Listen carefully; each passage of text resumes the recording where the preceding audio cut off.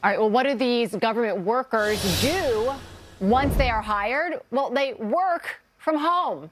Now, taxpayers are on the hook for federal office buildings that are barely being used. Fox News senior congressional correspondent Chad Pergram joins us now to explain. Hi, Chad. Good afternoon. Everyone hopes to be home for the holidays, but some federal workers never left home.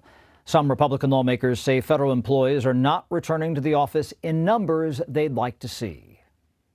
No agency with their headquarters in Washington, D.C. that has an occupancy rate over 27% right now. And they are teleworking.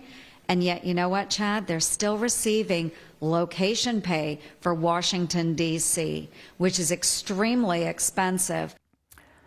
GOP Iowa Senator Joni Ernst unfurled a scroll that showed her naughty and nice list when it comes to federal workers and if they are in the office.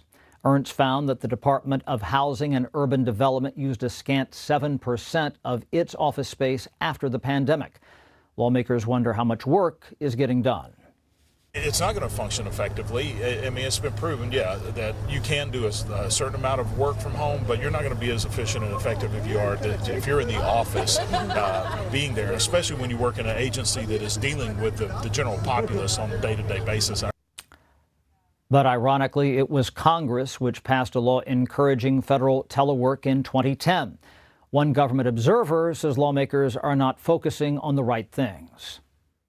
The question should be, how well are you implementing the law we passed in 2010, which said, please set up support so that remote working goes well? There have been congressmen beating up on the federal government on both sides of the aisle for many, many years.